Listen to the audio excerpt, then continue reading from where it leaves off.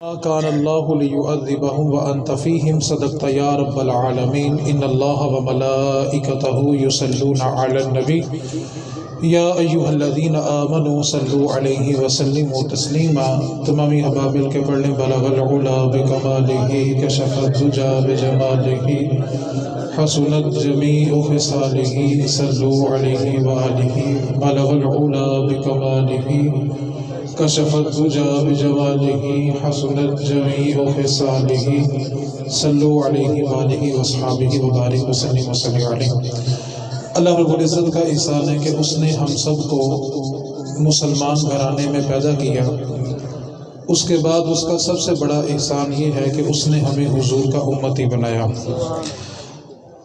اذان میں صرف اور صرف 27 منٹ باقی ہیں، میں باقی ٹائم علامہ صاحب کے سپرد کروں گا۔ صرف 2 باتیں آپ سے گوش گزار کروں گا تاکہ اذان سے پہلے دعا بھی ہو سکے۔ قرآن مجید کی ایک آیت مقدسہ کا ایک حصہ آپ کے سامنے تلاوت کیا ہے۔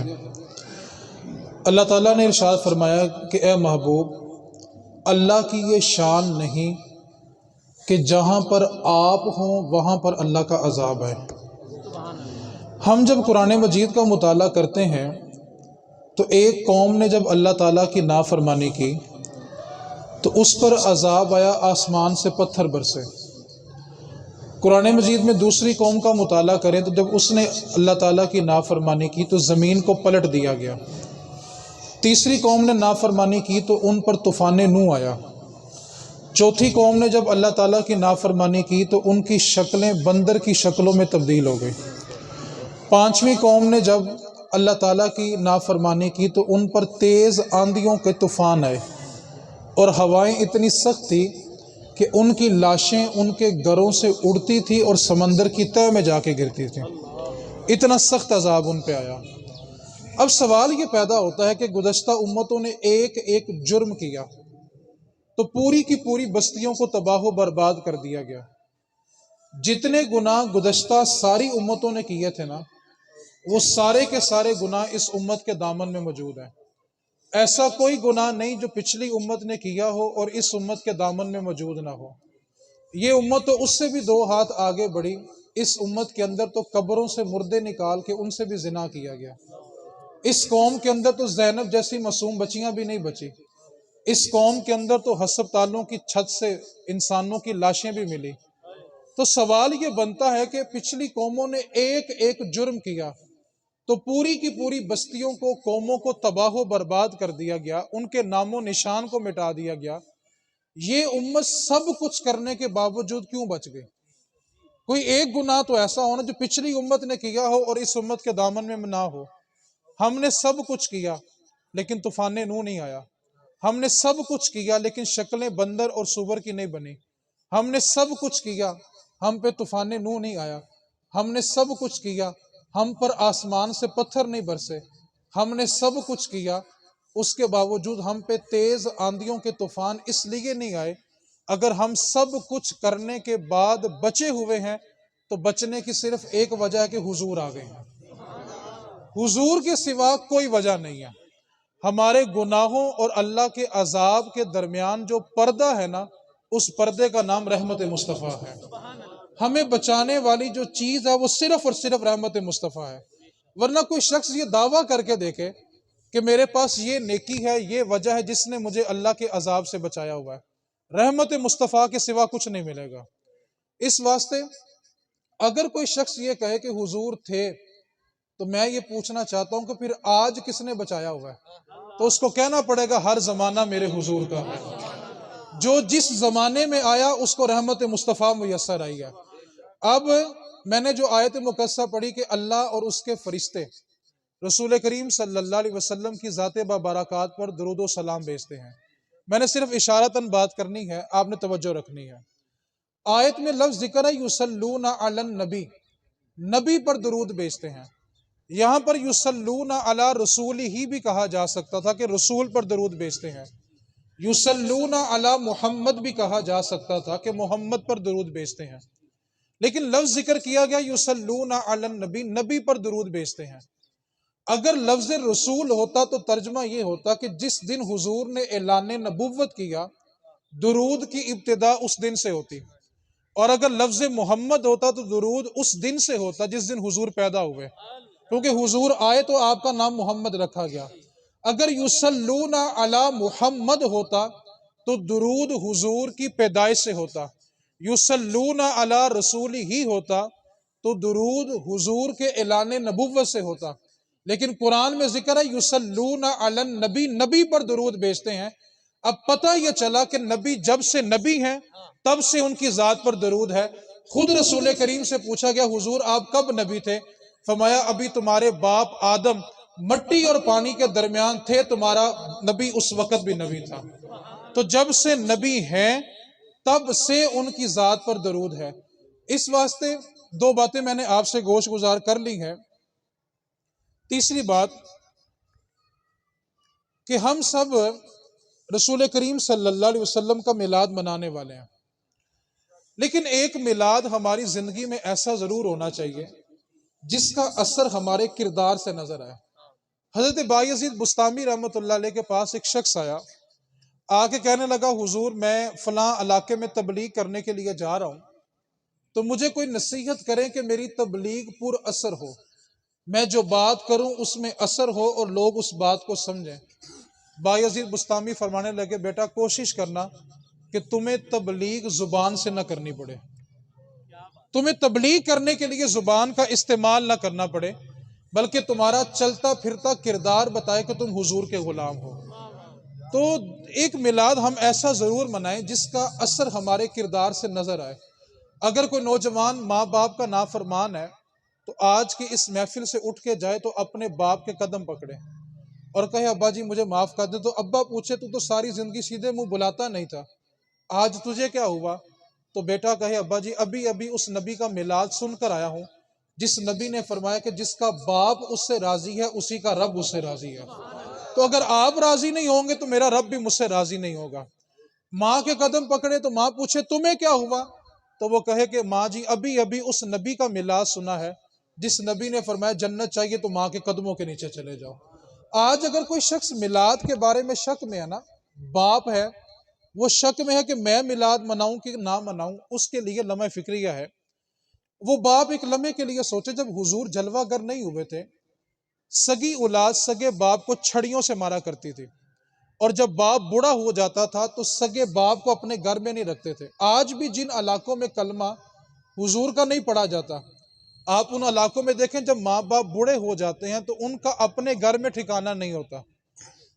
حضور نہیں تھے تو سگے باپ کو چھڑیوں کے ساتھ مارا جا رہا ہے، اور جن بستیوں کے اندر حضور کا کلمہ نہیں پڑھا جاتا، ماں باپ بوڑھے ہوں تو اولڈ ہاؤس میں چلے جاتے ہیں۔ لیکن جس خطے پہ آپ اور میں رہتے ہیں، جب ماں باپ ضعیف ہو جاتے ہیں، بول و براز بھی بستر پہ کر دیتے ہیں، تو اولاد ان کی گندگی صاف کرنے میں فخر محسوس کرتی ہے۔ تو سوال تو پیدا ہوتا ہے کہ آخر اولاد کے سینے میں یہ محبت کس نے رکھی؟ تو اس باپ کو کہنا چاہیے وجہ صرف ایک ہے کہ حضور آ گئے ہیں۔ حضور نہیں تھے تو اپنے گھر میں اپنا ٹھکانہ نہیں تھا۔ ماں اگر میلاد منانے میں شک میں ہے تو ماں سوچے جب حضور نہیں تھے، عرب کے اندر عکاس کا ایک میلہ لگتا تھا، یہ عرب کا سب سے بڑا میلہ تھا۔ اس میلے کے اندر 3 سگے بیٹوں نے اپنی سگی ماں کے گلے میں پھندا ڈالا اور ماں کو گھسیٹ کے عکاس کے میلے میں لائے اور وہاں پر بولی لگا کر نیلام کر کے سگی ماں کو فروخت کر دیا، اور ماں کو بیچنے کے بعد جو قیمت ملی وہ 3 بیٹوں نے آپس میں برابر برابر تقسیم کر لی۔ یہ وہ دور تھا جب حضور جلوہ گر نہیں ہوئے تھے، پھر میرے حضور جلوہ گر ہوئے۔ جو ماں سرے بازار نیلام ہو کے بولی لگ کر بک جایا کرتی تھی، میرے حضور نے آ کر اس ماں کو یہ عزت دی، 7 آسمانوں کے اوپر سدرۃ المنتہا کے پاس جو جنت تھی نا، میرے مصطفیٰ نے وہ جنت کھینچ کے ماں کے قدموں کے نیچے رکھ دی ہے۔ ابھی بھی وہ ماں پوچھے گی کہ میں میلاد کیوں مناؤں؟ اس کو تو اس خوشی میں میلاد منانا چاہیے کہ حضور نہیں تھے تو سرے بازار میں بک جاتی تھی اور حضور نے آ کے جنت ہی میرے قدموں کے نیچے رکھ دی ہے۔ آج اگر بہن اور بیٹی اس شک میں ہے کہ میں میلاد کیوں مناؤں تو ایک لمحے کے لیے توجہ کرے۔ جب حضور جلوہ گر نہیں ہوئے تھے، سگا باپ تھا، اپنی سگی بیٹی کو جا کر زندہ کنویں میں پھینک آتا تھا، بھائی تھا سگی بہن کو زندہ قبر میں گاڑ آتا تھا۔ آج باپ بیٹی کو ایک گھر سے دوسرے گھر رخصت کرتا ہے تو آنکھیں نم ہو جاتی ہیں، اور بیٹی جاتے وقت سب سے آخر میں باپ کو ملتی ہے نہ باپ کی ہچکی تھمتی ہے نہ بیٹی کی ہچکی تھمتی ہے۔ آج باپ کی کمر بڑھاپے کی وجہ سے جھک گئی ہے، اس کے باوجود وہ مزدوری کرتا ہے۔ اس سے پوچھو بھئی بڑھاپا آ گیا اب مزدوری کیوں کرتے ہو؟ تو ایک ہی جواب ملتا ہے کہ ابھی بیٹی کے ہاتھ پیلے کرنے والے ہیں۔ یہی بھائی تھا کہ سگی بہن کو زندہ درگور کرتا تھا، آج بھائی آور ٹائم لگاتا ہے، ڈبل ڈبل مزدوری کرتا ہے۔ اس سے پوچھو اتنی مشقت کیوں ہے؟ تو ایک ہی جواب ملتا ہے کہ ابھی اپنی بہن کو رخصت کرنا ہے اس لیے مزدوری کر رہا ہوں۔ سوال تو پیدا ہوتا ہے کہ یہ وہی باپ تھا، وہی بھائی تھا، جب حضور جلوہ گر نہیں ہوئے تھے تو زندہ بیٹی کو اور بہن کو درگور کر دیتے تھے۔ آج اسی بیٹی اور بہن کے لیے ڈبل ڈبل مزدوری کرتے ہیں، مشقت کرتے ہیں، تو وجہ کیا ہے؟ تو اس بہن کو یہ کہنا چاہیے کہ اگر آج باپ اور بھائی کے سینے میں اتنی شفقت آ گئی ہے تو وجہ صرف ایک ہے کہ حضور آ گئے ہیں۔ میری گفتگو کی بالکل آخری بات، اور میں مائک جو ہے وہ علامہ صاحب کے سپرد کر رہا ہوں، میلاد منانے کے لیے صرف اور صرف ایک بات، بالکل سادہ سی بات، آپ توجہ سے سماعت کریں۔ ہم سب الحمدللہ مسلمان ہیں، ایک خدا کو ماننے والے ہیں، لیکن کسی نے خدا کو دیکھا نہیں ہے۔ نبی پاک صلی اللہ علیہ وسلم کے ایک صحابی ہیں تھے خزیمہ رضی اللہ تعالی عنہ۔ رسول کریم صلی اللہ علیہ وسلم ایک دن سیر کرتے کرتے مدینے کی حدود سے باہر چلے گئے۔ مدینے سے باہر ایک یہودی تھا جو اپنا گھوڑا بازار میں لے کے کھڑا تھا اور وہ گھوڑا بیچنا چاہتا تھا۔ رسول کریم صلی اللہ علیہ وسلم کو وہ گھوڑا پسند آ گیا تو آپ نے اس سے سودا طے کیا۔ اب رسول کریم صلی اللہ علیہ وسلم کا جب سودا طے ہو گیا تو آپ نے اس یہودی سے کہا کہ میں سیر کی غرض سے آیا تھا تو قیمت تو میں ساتھ نہیں لایا، تو تم ایسا کرو کہ چند لمحے کھڑے ہو، میں مدینے جاتا ہوں اور قیمت لا کے تمہارے سپرد کر دیتا ہوں۔ اب حضور قیمت لینے کے لیے جب مدینے پہنچے تو اس یہودی کو کسی نے گھوڑے کی زیادہ قیمت لگا دی اور اس کے دل میں بے ایمانی پیدا ہوگی کہ میں اب گھوڑا نہیں بیچوں گا۔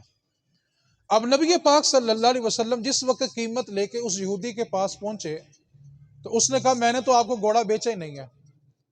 اب نبی پاک صلی اللہ علیہ وسلم کا دعویٰ تھا کہ میں نے تم سے گھوڑا خریدا ہے اور اتنی قیمت میں خریدا ہے، اور یہودی اس بات کو مسلسل رد کر رہا تھا کہ میں نے آپ کو گھوڑا نہیں بیچا۔ اب یہودی نے جب بحث چھڑی تو شور کیا تو بازار میں ارد گرد کے لوگ بھی جمع ہو گئے۔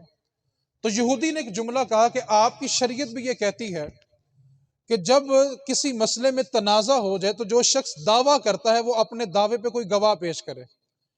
آپ کا دعویٰ یہ ہے کہ آپ نے مجھ سے گھوڑا خریدا ہے، اور اگر آپ اپنے دعوے میں سچے ہیں تو ایک گواہ پیش کر دیں۔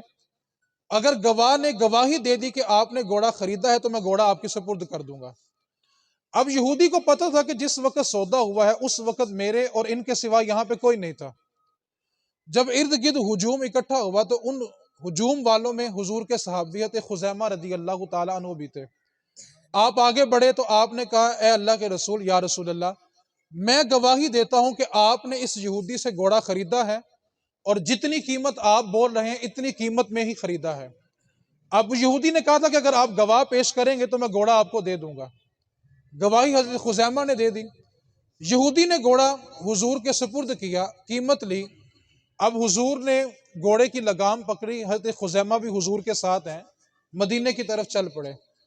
چلتے چلتے راستے میں حضور نے پوچھا خزیمہ، جس وقت میں نے گھوڑا خریدا تھا میرے اور اس یہودی کے سوا وہاں پہ کوئی نہیں تھا، پھر تم نے یہ کیسے کہہ دیا کہ میں سچ بول رہا ہوں؟ تم نے میری گواہی کیسے دے دی؟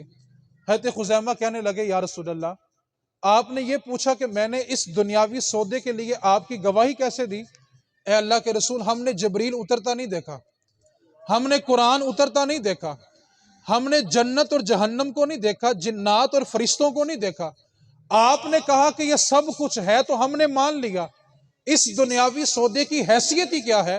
اے اللہ کے رسول، ہم نے تو اپنا رب نہیں دیکھا، آپ نے کہا تو اپنا رب بھی مان لیا ہے۔